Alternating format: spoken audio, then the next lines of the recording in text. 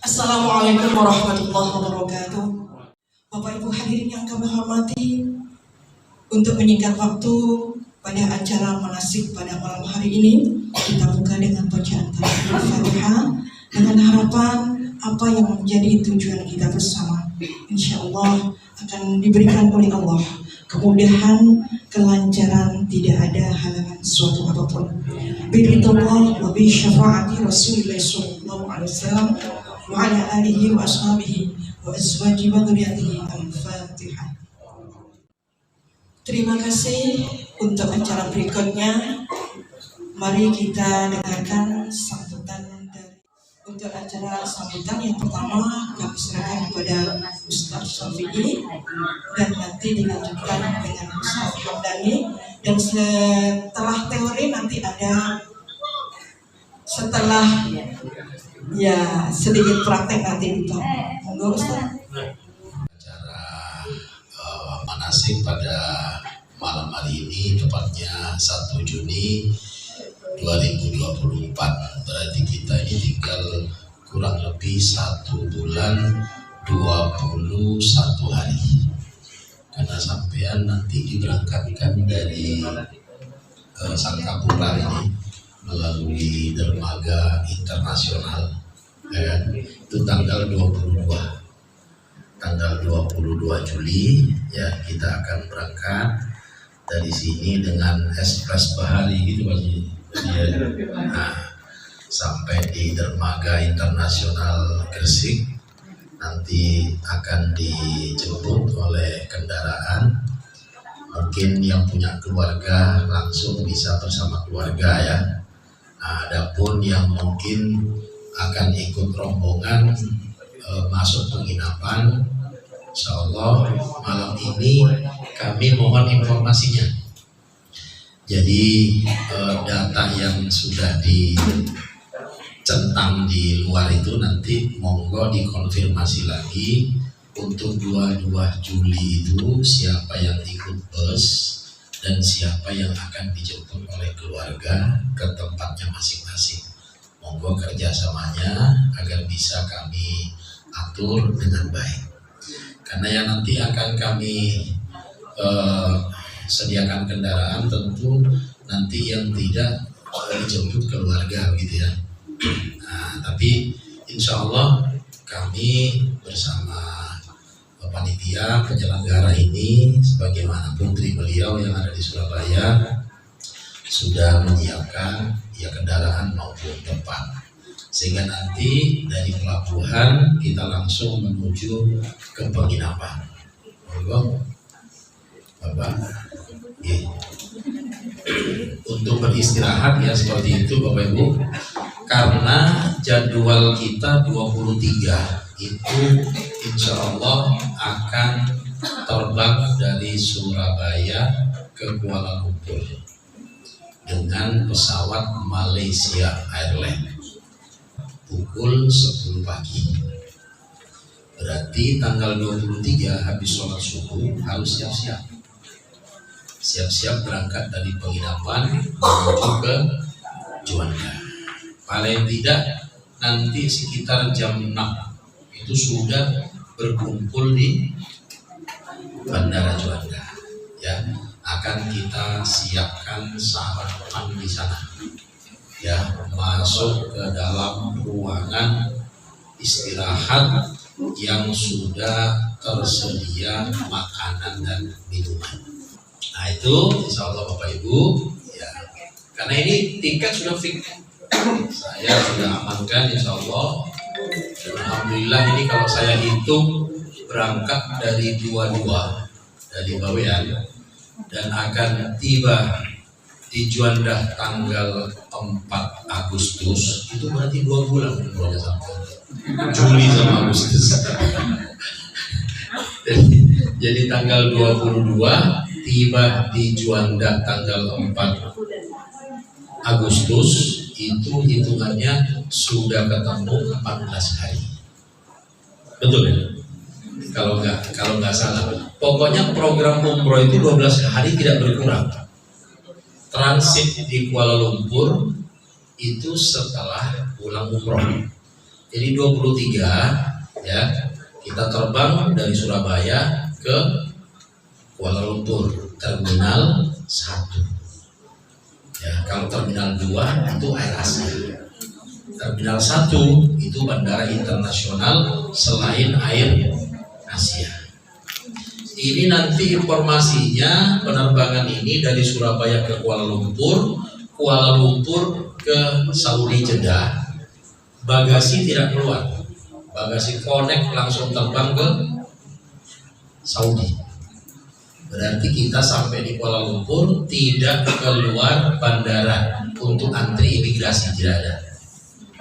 Insya Allah ini kalau tidak berubah jadwal daripada masing-masing penerbangan baik Malaysia Airlines ataupun Saudi Arabia.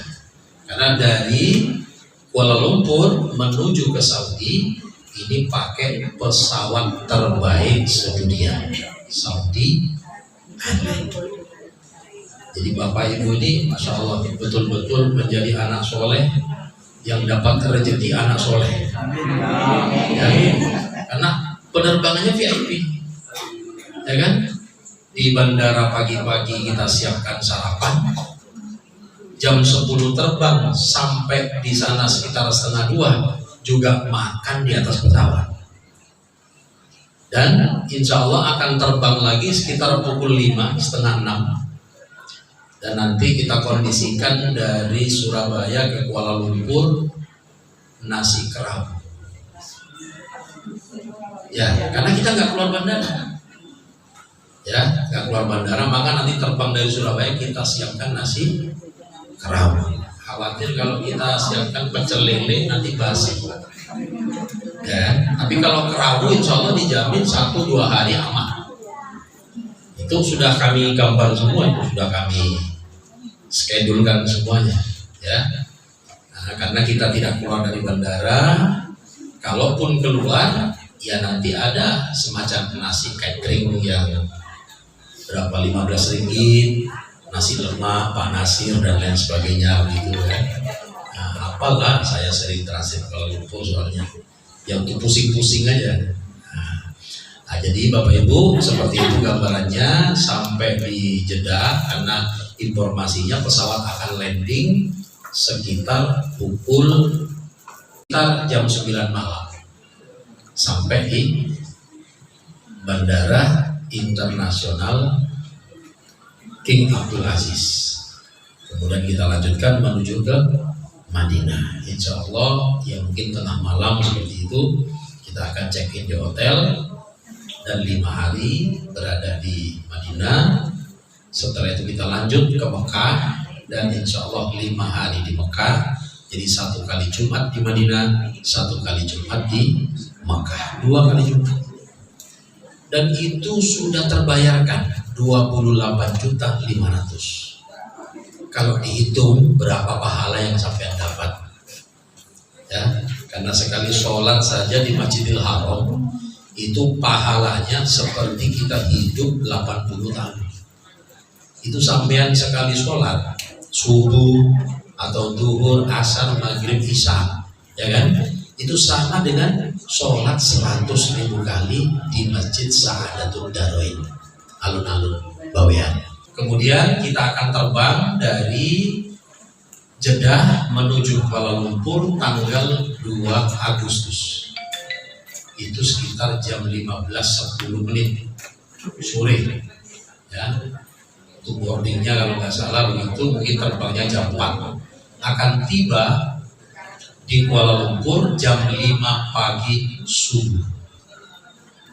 Maka kita akan keluar disambut oleh tim yang nanti sudah menyediakan hotel dan semua fasilitas untuk kebutuhan kita 1 malam 2 hari. Ya saya katakan 1 malam 2 hari, kita memang 1 malam di sana. Ya, besok paginya kita harus terbang ke Surabaya tanggal 4 Agustus. Jadi cuma 1 malam. Kalau ada yang mau lebih stay di Kuala Lumpur, silakan segera menghubungi panitia.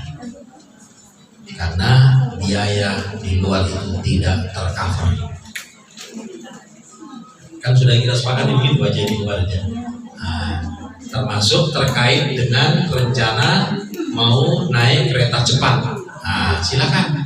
Itu juga sama. Malam ini juga segera isi di buku di daftar hadir keterangan bahwa saya request naik kereta cepat. Dengan demikian umroh ataupun ibadah panjenengan semuanya kita harapkan betul-betul dapat terlaksana dengan baik sehingga sampai pulang insya Allah mendapat umroh yang mabrur.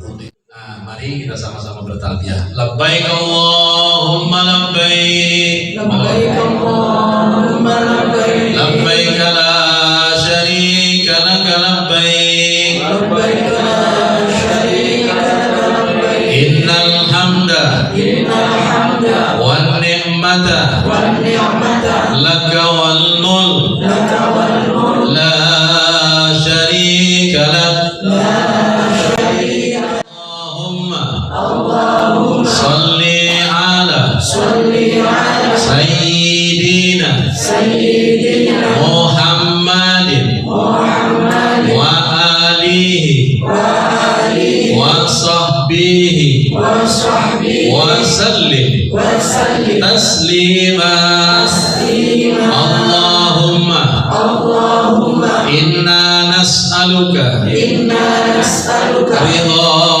wal jannah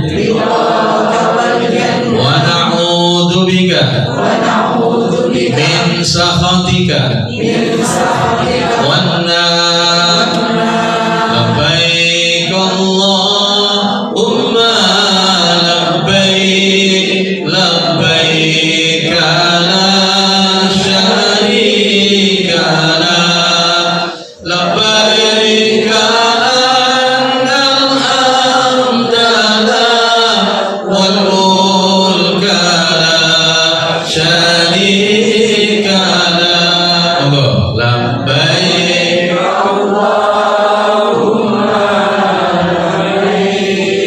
labbaik la syarika lak. Labbaik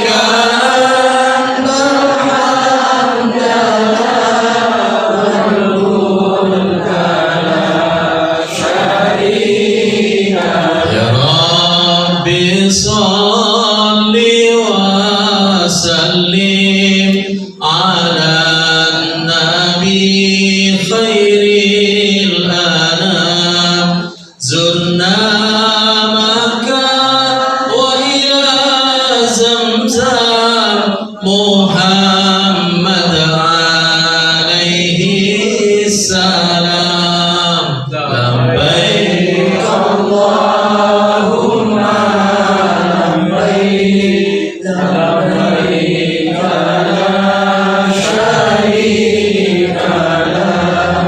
Labbaik annal hamda lak wal mulka la syarika lak. Waj'alhu hajjan mabrura waj'alhu sa'yan mashkura waj'alhu dhanban maghfura waj'alhu umratan maqbula. Labbaik Allahumma labbaik. Labbaik la syarika lak. Labbaik annal hamda lak wal mulka la syarika lak. Al-Fatihah. Allahumma salli wa sallim wa barik ala sayyidina Muhammad wa ala alihi wa sahbihi wa barik wa sallim ajma'in. Alhamdulillahi rabbil alamin. Allahumma bi barakati syahril haram wal baladil haram wal masharil haram wa rabbil baiti wal maqam abligh li sayyidina wa maulana Muhammadin minna salam. Allahumma ya Allah يسر علينا زيارة حرمك وحرمه من قبل أن تميتنا وأتم علينا الإقامة بحرمك إلى أن توفى. اللهم يا الله إنا نسألك من النعمة تمامها ومن الرحمة شكرها ومن العافية وصولها يا الله يا عزيز يا غفار يا كريم يا ستار يا واحد يا قهار إنك على كل شيء قدير. اللهم كحل أعيننا بالنظرة إلى طاعة البرية سيد العالمين وخير البرية وارزقنا رؤيته يقظة ومناما حالا ومآلا يا رب العالمين. اللهم يا الله تترسنا بالله تترسنا بالله تترسنا بالله بالله من سلك عرش الله إلى قاع بسم الله لا حول ولا قوة إلا بالله الملك الوهاب. افتح لنا الأبواب وارزقنا بغير حساب وسخر لنا قلوب العباد واهدنا الأولاد. ربنا آتنا في الدنيا حسنة وفي الآخرة حسنة وقنا عذاب النار. Assalamualaikum warahmatullahi wabarakatuh. Sebelum panjenengan untuk melaksanakan ibadah umroh, yang pertama yang perlu saya sampaikan adalah menata niat panjenengan. Niat panjenengan dalam rangka untuk melaksanakan ibadah umroh semata-mata bukan hanya untuk kepingin dipanggil Pak Haji, bukan hanya kepingin dipanggil Abah, bukan hanya kepingin dipanggil Umi, tapi niat panjenengan semata-mata ini adalah panggilan Allah untuk melaksanakan umroh. Saya tidak menginginkan ada jamaah El Sarif yang mana keberangkatannya bermaksud dan bertujuan menginginkan supaya karena tetangga kanan kiri saya sudah melaksanakan umroh maka saya harus umroh. Tidak boleh seperti itu. Ayo itu dihilangkan.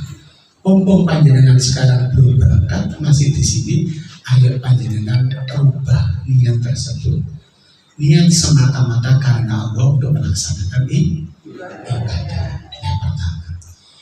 Yang kedua, Bapak Ibu sekalian, dalam melaksanakan umroh panjenengan mesti semua yang menjadi persyaratan umroh itu apa? Yang pertama Islam. Tidak ada orang umroh, orang Nasrani tidak ada, orang Hindu tidak ada. Yang ada hanya orang Islam. Dengan tumpah, konten orang umroh dan orang Hindu berangkat Mekah, konten apa konten? Dia konten. Yang ada hanya Islam. Yang kedua, sudah balik dan berakal. Maknanya sudah balik dan berakal itu anak tersebut sudah balik, artinya sudah menginjak dewasa. Bukan berarti anak kecil tidak boleh umroh. Anak kecil juga diperbolehkan untuk melaksanakan umroh, tetapi tidak menggugurkan kewajibannya. Artinya besok di kemudian hari anak tersebut kalau sudah besar, anak tersebut juga masih boleh melaksanakan umroh. Yang ketiga, tidak dalam keadaan menjadi budak. Mungkin zaman dulu ada budak, tapi kalau sekarang tidak ada. Sekarang insya Allah sudah merdeka semuanya. Yang keempat, ini yang paling penting, istitoah. Makna istitoah itu adalah istitoah secara fisik dan istitoah secara materi. Tidak banyak orang itu fisiknya mampu, materinya tidak mampu bisa berangkat umroh. Seperti saya, secara materi tidak seberapa mampu, tapi saya bisa berangkat umroh berkali-kali karena beliau Pak Syafi'i. Tepuk tangan ke saya. Tapi di dalam persyaratan umroh tersebut ada namanya istitoah, mampu secara materi dan mampu secara fisik. Ada orang yang fisiknya kuat, materinya tidak mampu, maka tidak tergolong istitoah. Atau sebaliknya, materinya mampu, tapi tidak kuat secara fisik, tidak tergolong istitoah. Saya ketipan ini. Ngapunten Pak, kaya kula ngeten nggih. Ngajak ngobrol mau. Ora saya gedeng. Ngapunten nggih. Rukunnya umroh. Panjenengan semrape rukun itu. Yang namanya rukun itu perkara yang harus dikerjakan. Apabila ditinggalkan maka umrohnya tidak sah. Umroh itu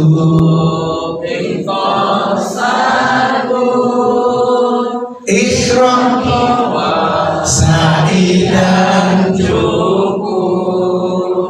umrah iku ikhtasakur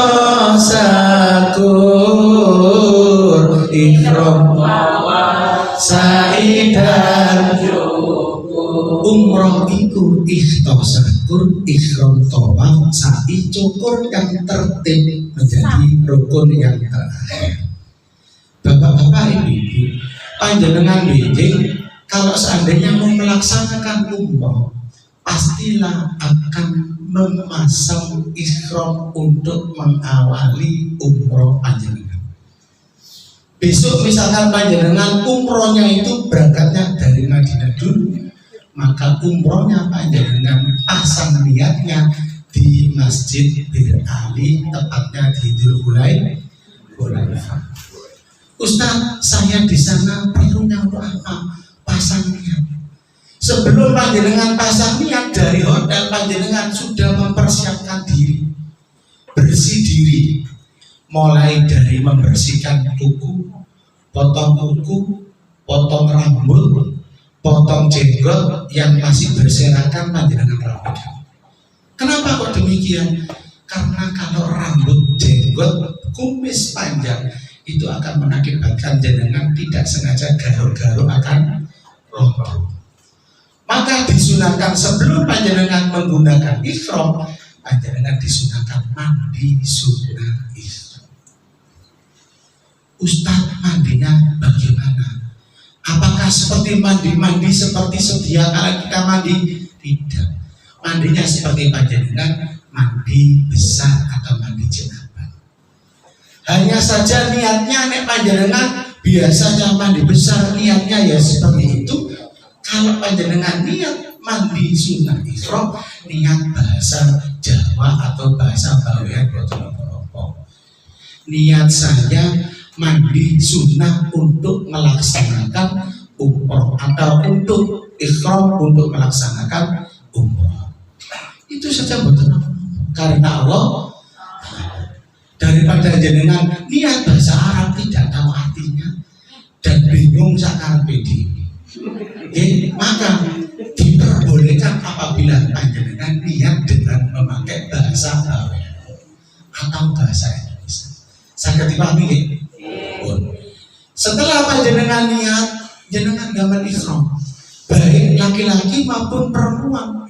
Panjenengan damel ikhram, Bapak Ibu, damel minyak wangi boten napa-napa. Damel raksona boten napa-napa. Sing boten angsal itu setelah pasang niat jenengan pakai wangi-wangian. Jelas nggih? Ini yang sering dipertanyakan oleh jemaah. Ustaz, katanya tidak boleh pakai minyak wangi. Bagaimana kalau saya pakai minyak wangi sebelum niat? Boleh. Dieling-eling. Nah, begitu juga bapak-bapak pada saat menggunakan ikhram tidak boleh menggunakan celana dalam. Gak bahaya. Bagi bapak-bapak tidak boleh menggunakan celana dalam. Sing ibu-ibu pun tangan, Ustaz, ibu-ibu apakah demikian? Boten.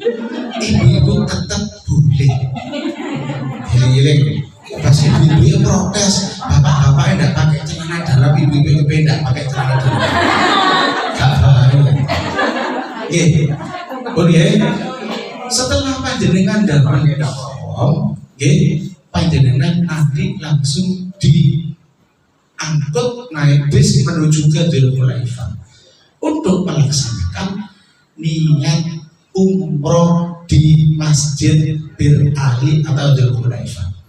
Sebelumnya panjenengan sholat 2 rakaat dulu, 2 rakaat tahiyatul masjid dan 2 rakaat niat sholat sunnah ikhram. Saged dipahami? Nah, setelah panjenengan ikhram sudah dilaksanakan, panjenengan sudah pasang niat sudah dilaksanakan, rukun umroh yang kedua apa? Tawaf. Bapak-bapak, sebelum saya membahas tentang tawaf, monggo panjenengan proja carane niat untuk melaksanakan umroh. Monggo bersama-sama. Labbaik Allahumma umratan. Pun niku mawon pun sah jenengan. Apalagi ditambahi nawaitul umrata wa ahramtu biha lillahi ta'ala. Monggo bareng-bareng. Nawaitul umrata wa ahramtu lillahi ta'ala. Pun kalau sudah pasang itu, maka larangan-larangan ihram tidak boleh dilanggar. Ustaz, larangan-larangannya itu diantaranya apa? Sederhana saja. Pakai masker, baik jamaah laki-laki dan perempuan sudah tidak diperbolehkan. Kenapa Ustaz zamannya COVID itu boleh? Karena pada saat itu seluruh negara boleh menggunakan masker pada saat melaksanakan ihram. Tapi sekarang karena COVID sudah tiada di dunia ini, maka memakai masker itu adalah larangan larangan pada saat kita menggunakan ihram. Dilirik ibu-ibu biasa itu mainnya gambar masker. Bapak-bapaknya juga demikian. Kalau sudah pasang niat, jangan mudah untuk menggunakan kopiah.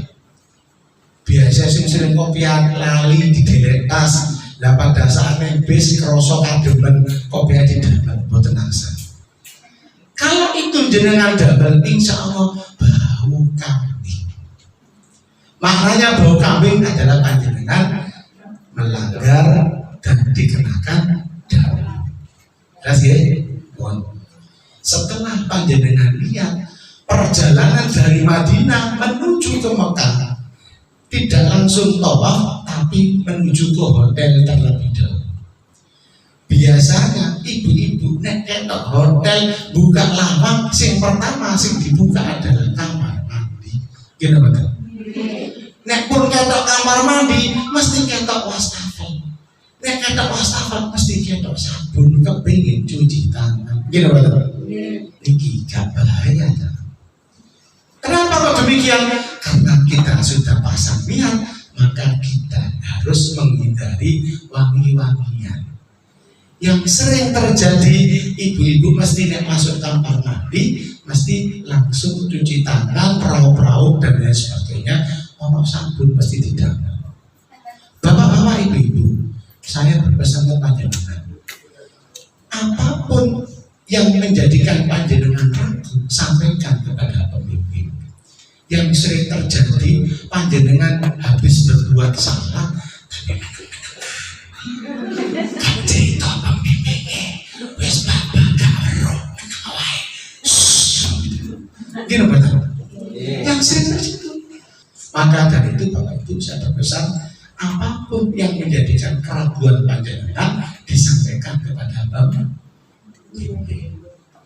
Setelah panjenengan dari hotel, saya tidak membicarakan detailnya.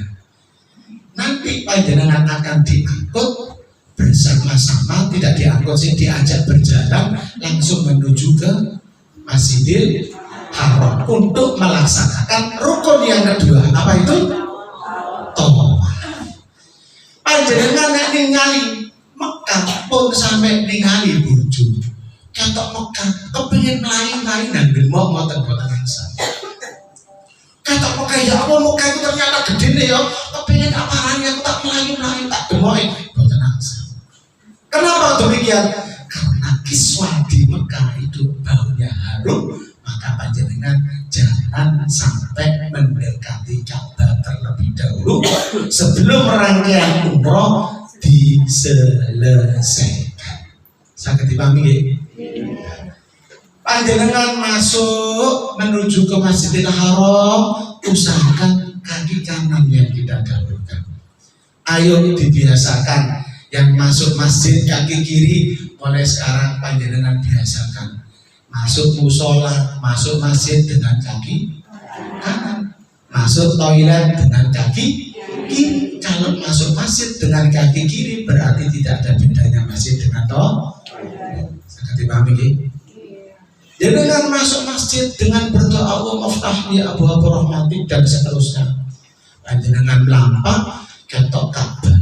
Jenengan ngomong, Allahumma zid hadzal baita tashrifan wa ta'dhiman dan seterusnya.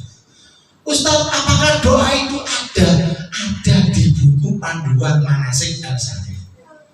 Tidak harus dihafalkan, minimal sekurang-kurangnya jenengan pelajari. Kalau sudah dipelajari panjenengan pada saat ketok Ka'bah, minimal gak boleh gatal bengkel.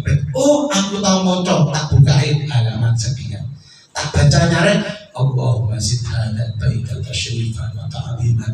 Saya yakin jenengan pertama kali melihat Ka'bah, masya Allah, udah deres alias menang. Gini betul. Oh, sama makin orang kulo ningali jenengan mewek-mewek sedaya. Nggih. Lambe mau. Gini betul. Setelah panjenengan melihat Ka'bah, Bapak Ibu, panjenengan pun agresif. Tenang mawon, ikuti irama dari mutawif, ikuti irama dari pembimbing. Nanti yang namanya sudut kita awal untuk melaksanakan tawaf itu dimulai dari sudut Hajar Aswad. Sing ana bunder tengahe itu namanya Hajar Aswad. Jelas nggih? Maka kita peragakan. Nah, panjenengan kalau posisinya masuk dari sebelah sana, jangan melawan arus. Ikuti arusnya dulu. Kalau misalkan masuknya dari posisi rukun Yamani, jangan bisa mengikuti arus. Tapi kalau masuknya dari rukun Iraki atau sebelahnya Hijr Ismail, panjenengan melawan arus, mesti akan berubah. Rukun yang kedua, panjenengan melaksanakan tawaf. Tawaf itu seperti sholat, Bapak-bapak Ibu. Kalau panjenengan tawaf dengan selfie, dengan tola-tolen golek bojone, dengan tola-tolen golek dulure, apa yang terjadi apabila panjenengan sholat garuk-garuk dan tola-tolen? Sholatnya batal apa tidak? Begitu juga panjenengan tawaf. Ayo dikurangi, walaupun jenengan suka foto-foto, suka selfie, nanti ada waktunya sendiri. Budayakan, biasakan panjenengan kalau tawaf dengan khusyuk, ikuti pembimbing. Nek pembimbingnya suaranya banter, jenengan ikuti. Nek pembimbingnya suaranya boten banter, ojo diseneni. Kurang banter, begitu. Minimal sekurang-kurangnya kalau misalkan panjenengan tidak mendengar doanya pembimbing, jenengan amin mawon. Atau sekurang-kurangnya jenengan membaca tasbih, karena di dalam putaran Ka'bah tidak ada doa yang diwajibkan harus membaca. Sekurang-kurangnya panjenengan membaca tasbih. Subhanallah, alhamdulillah, wa la ilaha illallah, wallahu akbar. Ya saged sedaya nggih. Dan jenengan tidak bisa berdoa, baca itu saja, cukup. Ustaz gak iso, Allah, dan bisa misalkan Allah, amin. Lah sungguh keterlaluan, gitu betul. Saya yakin orang Bawen hebat, tepuk tangan ke orang Bawen. Saya yakin semuanya bisa membaca doa dengan baik. Mengawali yang panjenengan putar Ka'bah, kalau dilakukan secara lancar kurang lebih 30 menit.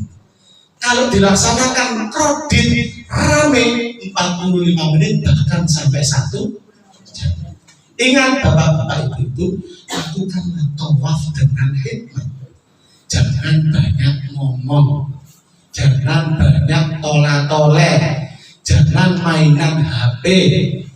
Walaupun nanti pada saat teknis untuk tawaf panjenengan dibentuk garda, ya istilahnya itu kanan kirinya itu laki-laki, yang tengah perempuan. Yang laki-laki sementara waktu ojo boleh ibu. Panjenengan mengelilingi Ka'bah ada berapa kali? 7 kali. Pada saat mengelilingi Ka'bah, ihram yang pundak di sebelah kanan terbuka. Jelas nggih? Pada saat melaksanakan sa'i, ihram ditutup kembali. Jelas nggih? Panjenengan melampah ada 4 sudut rukun Hajar Aswad, sudut rukun Yamani, dan sudut rukun Iraki dan lain sebagainya. pada saat nyampe di rukun yamani panjenengan disunahkan bismillahi wallahu akbar tanpa dikejut. Jelas gak? Tapi kalau untuk mengawali sudut rukun Hajar Aswad dengan bismillahi wallahu akbar, tidak boleh terbalik. Bismillahirrahmanirrahim. Bismillahirrahmanirrahim. Putar aksan. Bismillahi wallahu akbar. 1 kali boleh, 3 kali boleh. Tergantung kondisi. Nek sholat cukup 1 kali saja, tidak apa-apa jenengan lanjutkan. Putaran kedua juga diawali dengan bismillahirrahmanirrahim. Putaran ketiga juga diawali dengan bismillahirrahmanirrahim sampai dengan putaran yang ke-7. Setelah panjenengan melaksanakan putaran yang ke-7, berarti rukunnya umroh yang kedua sudah dilaksanakan. Setelah itu apa Ustaz yang kita laksanakan? Yang kita laksanakan adalah sholat ba'da tawaf, di belakangnya maqam Ibrahim, bukan makam Ibrahim. Maqam Ibrahim, di situ ada telapak kakinya Nabi Ibrahim. Sholat tidak harus di depan situ. Mundur agak jauh di depannya pintu Ka'bah, dengan memanfaatkan waktu dengan baik. Sholat 2 rakaat. Rakaat pertama membaca surat Al-Fatihah dan surat Li'ina fi Quraisyin atau kuliah. Rakaat kedua membaca Qul huwalek. Setelah Al-Fatihah Qul huwa atau surat Al-Ikhlas. Setelah itu bapak-bapak ibu-ibu panjenengan diarahkan menuju mas'ah untuk melaksanakan sa'i. Sa'i itu posisinya ada di lantai dasar, lantai 1, 2, dan 3. Sebelum panjenengan melaksanakan sa'i, panjenengan disunahkan untuk minum zam-zam. Bapak-bapak ibu-ibu, yang sering terjadi minum zam-zam itu kita sebagai umatnya Nabi, nek minum zam-zam iku sing apik ngadeg apa lungguh? Duduk apa lungguh? Ya padha lungguhan duduk. Nggih. Duduk apa berdiri? Berdiri. Berdiri. Bapak-bapak ibu-ibu, minum zam-zam memang kita disunatkan untuk menghadap Ka'bah. Kalau seandainya kita tidak kelihatan Ka'bah, jenengan berdiri boten apa-apa. Tapi ini jenengan ketok Ka'bah pun lungguh mawon apa sih salahe lho? Lungguh. Ojo lali. Minum zam-zam, kita disunatkan minum zam-zam itu membaca doa. Ayo monggo bersama-sama. Doa minum zam-zam ini wajib dihafalkan oleh seluruh jamaah umroh, karena setiap kali kita mesti akan minum zam-zam. Allahumma inni as'aluka ilman nafi'an wa rizqan wasi'an wa shifaan min kulli da'in wa saqamin bi rahmatika ya arhamar rahimin. Pada saat minum zam-zam pertama kali, panjenengan pun langsung dihabiskan. Jangan dihabiskan minum zam-zam. Ya, bagaimana Ustaz caranya? Minum dengan 3 tegukan, tidak bernafas di dalam gelas. Nek wong ngombe bernafas di dalam gelas koyok sing menyapi digorok. Napa Pak? Ayo dibiasakan. Minum tegukan, gelap, jangan dihabiskan.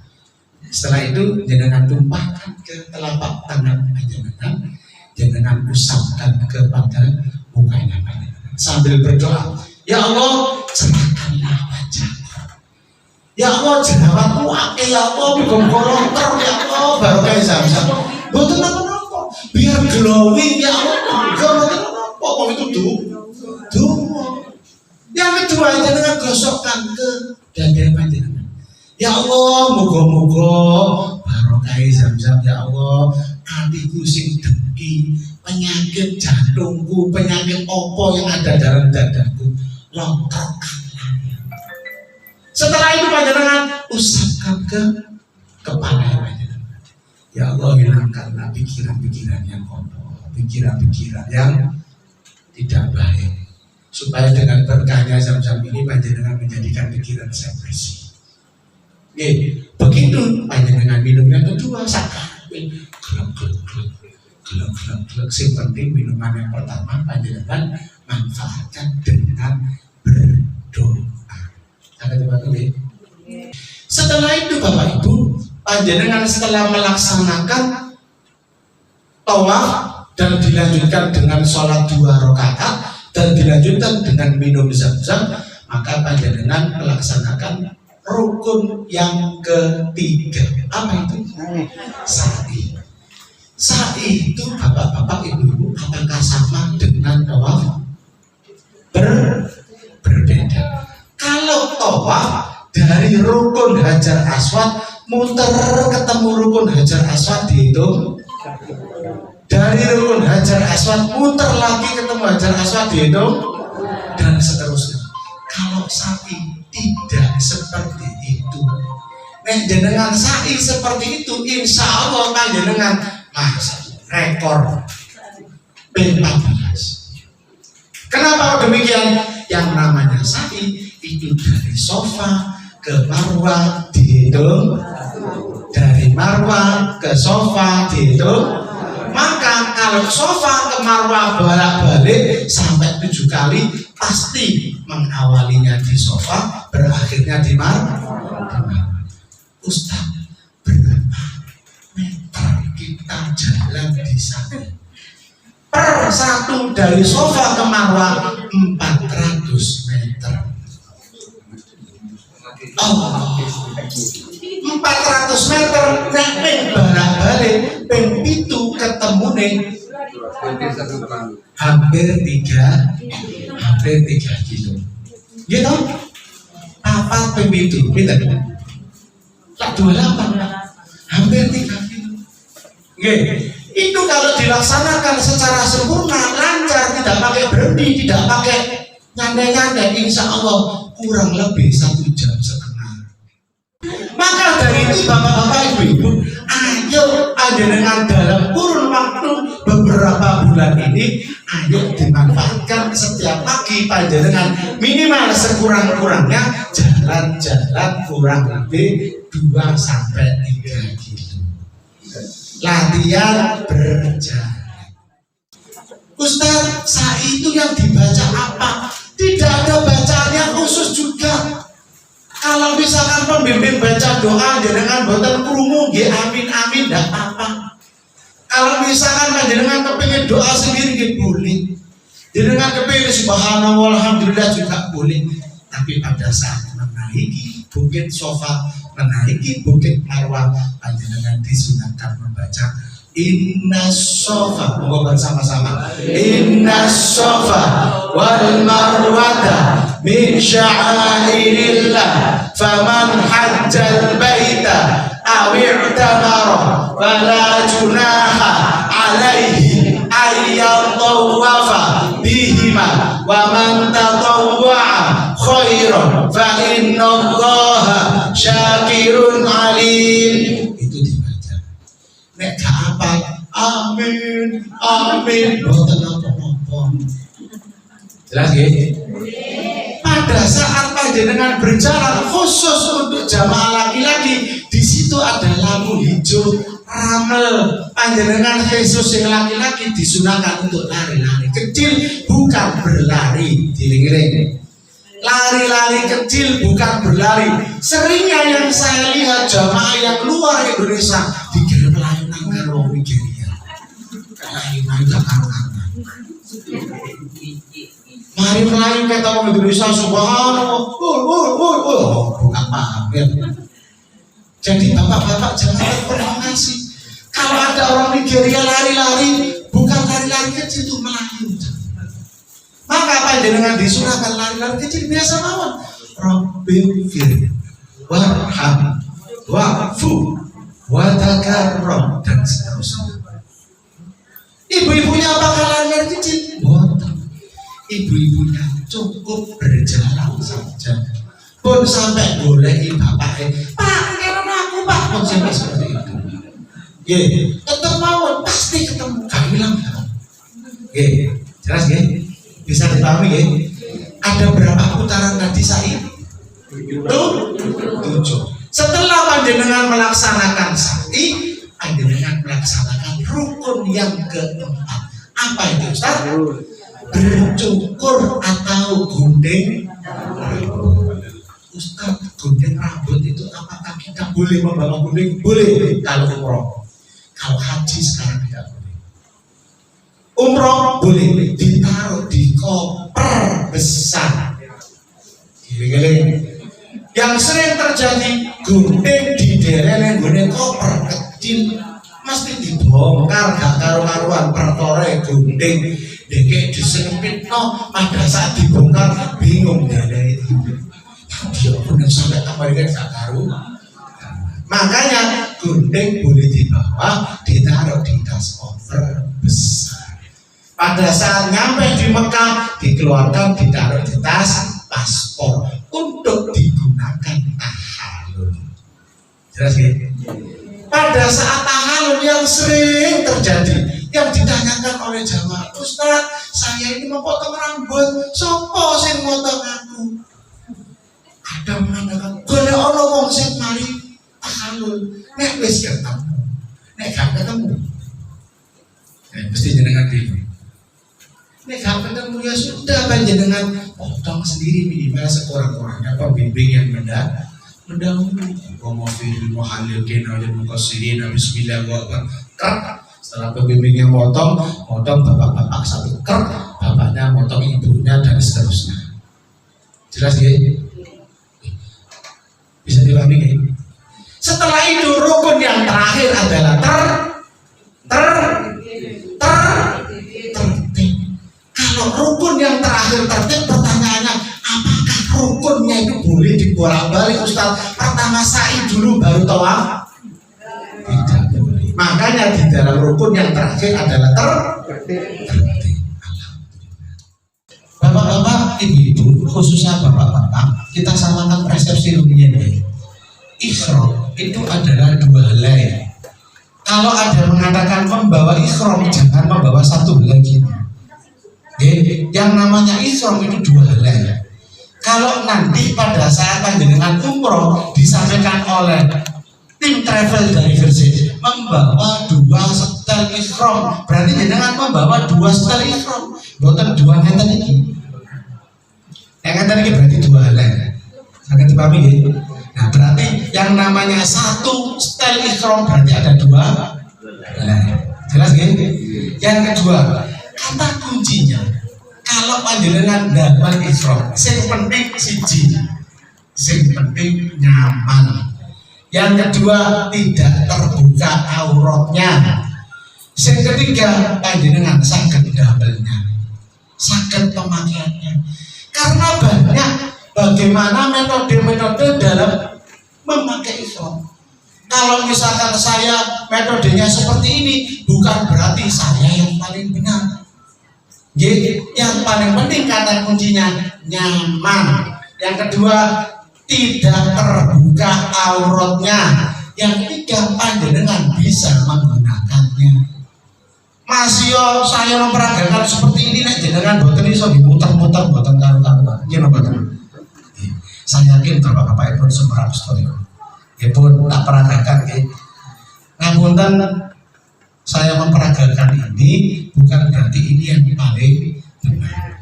Ini adalah gaya atau metode yang biasanya saya gunakan dan nyaman menurut saya. Kalau panjenengan ada metode yang lainnya, monggo bebas. Yang paling penting nyaman, tidak terbuka auratnya. Yang ketiga, bisa menggunakannya. Jelas ya? Bapak-bapak, ibu-ibu, khususnya bapak-bapak, saya memperagakan menggunakan kain ikhram yang salah terlebih dahulu, supaya bapak-bapak tahu, oh ternyata model seperti itu salah. Biasanya bapak-bapak ngarah gampangnya, yang penting nempel Pak Ustadz. Ada bapak-bapak model seperti itu, terutama bapak-bapak saya pak ada yang seperti itu. Makanya ini saya peragakan, yang salah pasti akan terbuka auratnya. Bagaimana Ustaz? Gampang kayak sarungan. Benar Ustaz, benar. Tapi gak bahaya. Kenapa demikian? Kata kuncinya nyaman Ustaz.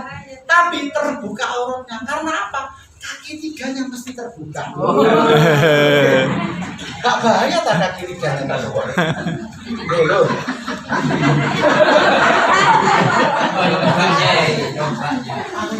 Kaki tiga kok. Nah, terbuka begini. Gak bahaya tak? Nyaman, tapi terbuka aurat. Bagaimana Ustadz supaya tidak terbuka auratnya? Cara saya yang biasanya saya lakukan itu sederhana Pak. Sekali lagi, cara ini bukan yang paling benar. Karena sering Pak, jare Pak Ustadz itu ngene, sing nang YouTube salah tidak. Sing nang YouTube itu ya bener. Makanya kata kuncinya sing penting nyaman, tidak terbuka auratnya. Yang ketiga, bisa menggunakannya. Kalau saya biasanya seperti ini Pak, seret ini tak masukkan ke dalam, seret ini terus tak bebetkan begini, seret misalkan ini cepet-cepetan Pak gitu. Saya amankan Pak, tak buka dulu. Megagah gerak. Kalau buka gerak, lo gak ngetok. Berarti masih aman. Berarti selama kaki tiganya tidak nampak dan tidak kelihatan, maka ini kategori tidak terbuka aurat. Sampai dipahami ya?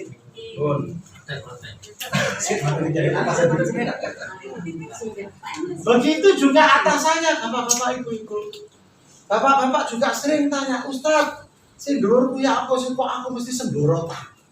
Ye, pakai peniti besar boleh, yang tidak boleh dijahit.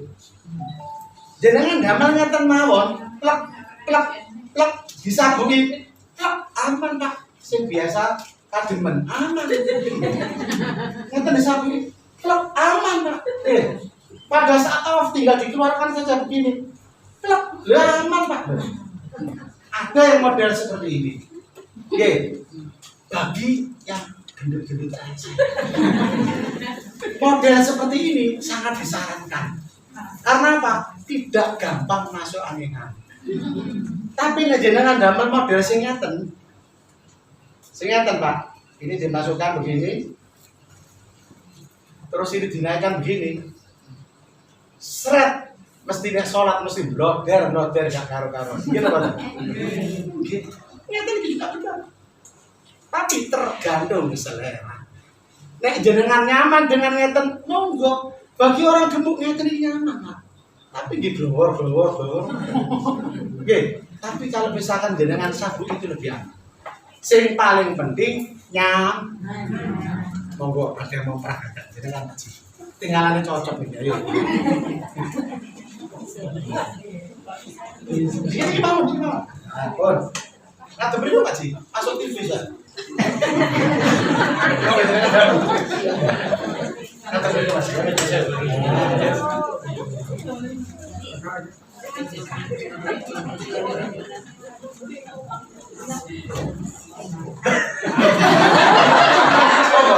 Oh, jangan dilamain apa mobilnya.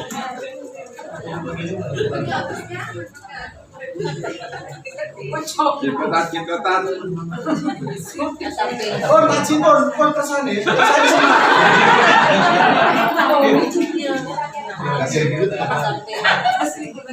Nah, ini ada model seperti ini, Bu.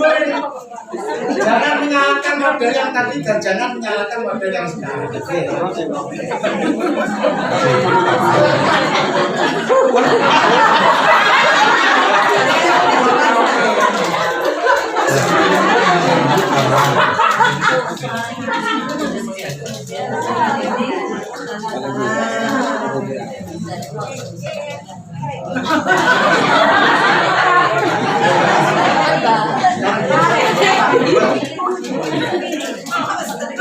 Coba sekarang bergerak gerak. Udah aman. Kita harus begini. Berarti masih kurang nyaman. Berarti pakai metode yang tadi. Oh. aman. Nyaman.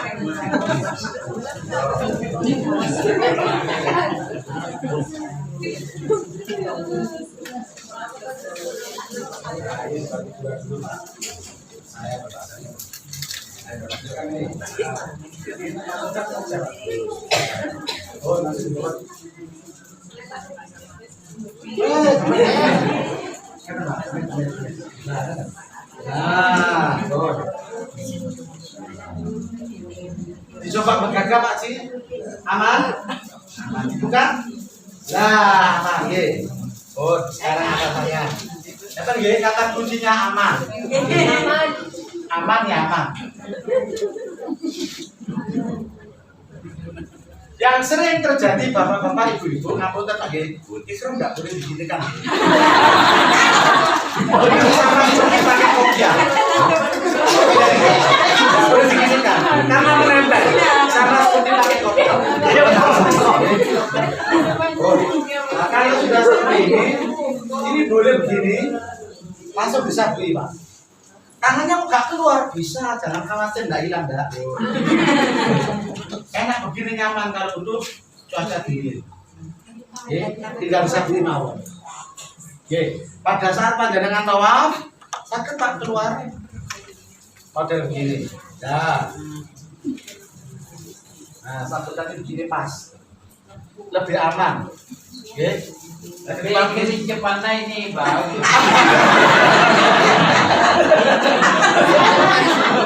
Makanya khusus untuk bapak-bapak sebelum memakai ikram kapunten memakai bau kecut ya. Yang belakang kan banyak. Sama jelas begini. Alhamdulillah. Bon, lepas. Alhamdulillah.